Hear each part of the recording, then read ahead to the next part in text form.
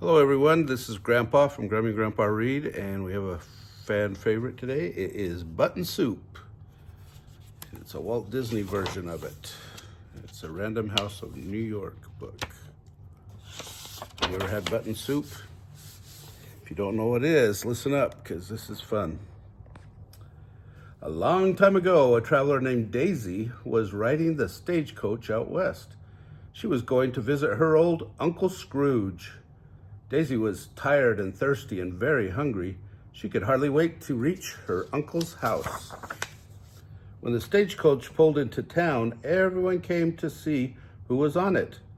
Goofy the sheriff walked up to Daisy. "Howdy," he said. "What can I do for you?" "I'm looking for Uncle Scrooge McDuck," said Daisy. "Scrooge McDuck?"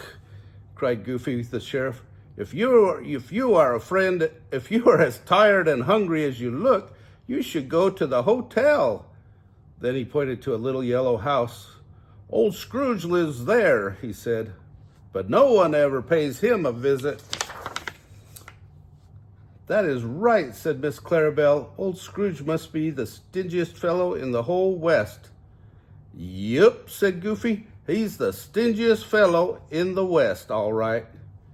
"I have met stingy fellows before," said Daisy. "Maybe I can teach my uncle a lesson." So Daisy went straight to the yellow house and knocked on the door. When Uncle Scrooge opened the door, Daisy threw her arms around his neck. "Surprise!" she cried. "I have come to pay a visit, Uncle." Scrooge did not look happy to see his niece. "I did not ask you to come," he shouted.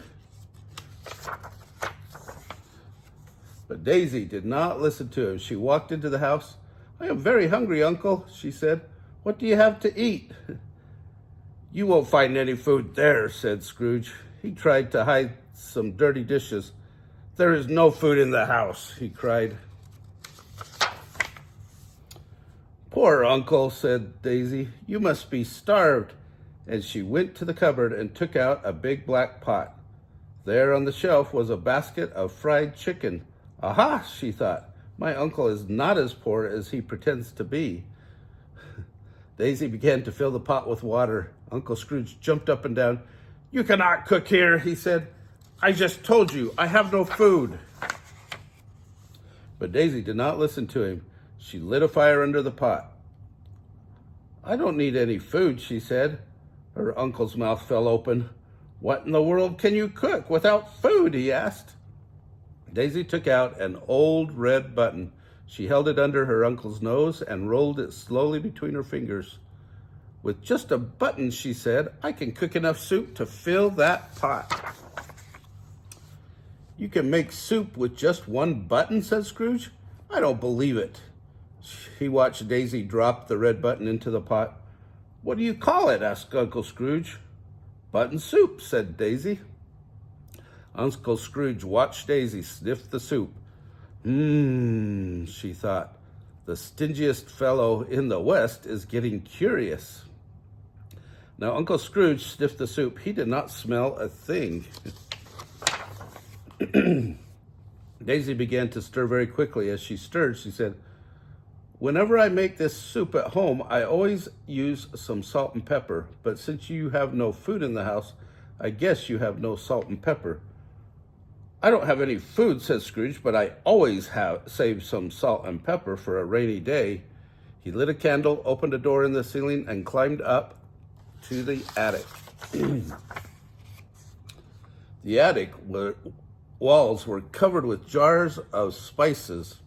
Scrooge held his candle to see them better. He picked out jars of salt and pepper to add to the button soup.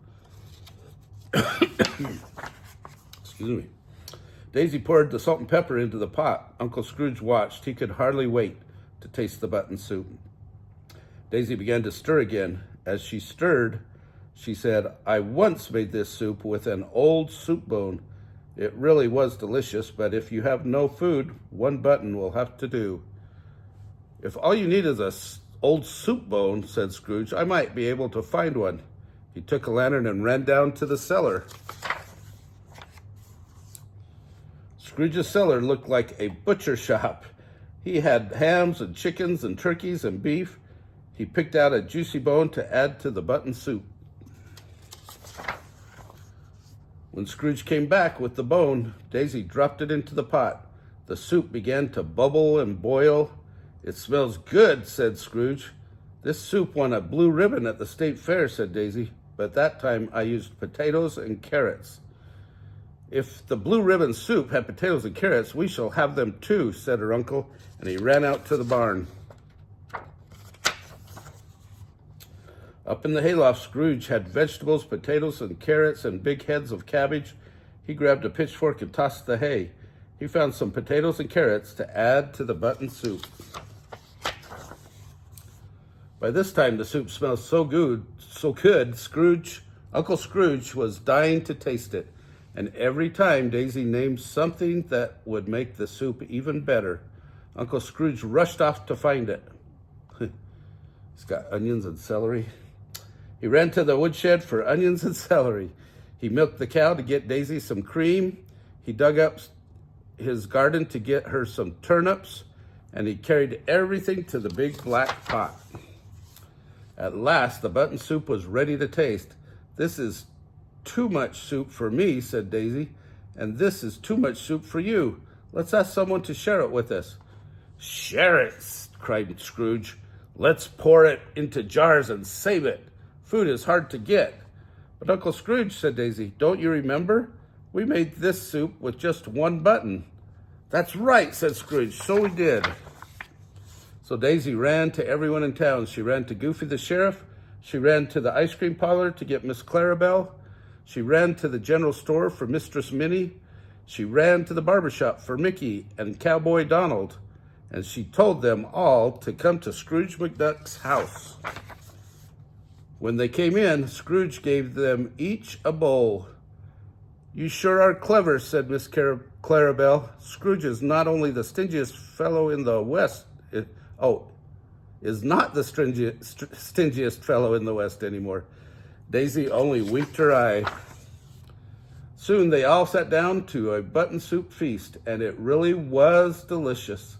"What a clever niece I have," said Scrooge. "She made this soup with just one button." When the time came for Daisy to leave, Scrooge went to the stagecoach to see her off. "Come back to visit me soon, Daisy," he said. After all, thought Scrooge, such a clever nieces don't grow on every bush.